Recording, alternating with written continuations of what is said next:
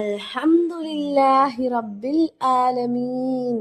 அல்லாஹுவை துதித்து அவனிடமே உதவி நாடி அவனிடமே மன்னிப்பு தேடி நம் உயிர்களை விட மேலான நம் இதயங்களுக்கு வழிகாட்டியாக அனுப்பப்பட்ட நபி முஹம்மது ஸல்லல்லாஹு அலைஹி வஸல்லம் அவர்களுக்கும் அவர்களின் குடும்பத்தாருக்கும் சஹாபாக்களுக்கும் ஸலவாத்தும் ஸலாமும்.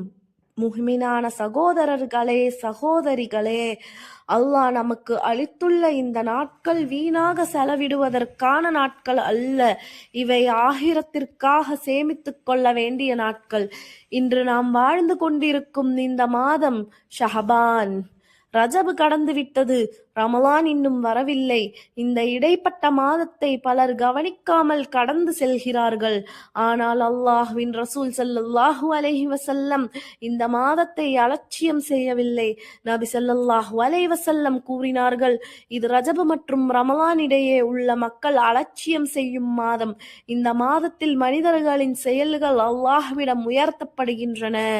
நமது செயல்கள் அல்லாஹ்விடம் உயர்த்தப்படுகின்றன என்றால் அவை எப்படிப்பட்டவையாக இருக்க வேண்டும்? ஷஅபான் நம்மை தட்டி கேட்கும் மாதம். உன் தொழுகை எங்கே? உன் குர்ஆன் எங்கே? உன் துஆ எங்கே? ரமலானில் திடீரென்று தக்வாவான் ஆக முடியாது. அதற்கான பாதை ஷஅபானில் தான் தொடங்குகிறது. நபி ஸல்லல்லாஹு அலைஹி வஸல்லம் இந்த மாதத்தில் அதிகமாக நோன்பு இருந்தார்கள். உடலுக்காக அல்ல, உள்ளத்தை அல்லாஹ்வுக்கு முழுமையாக ஒப்படைக்க.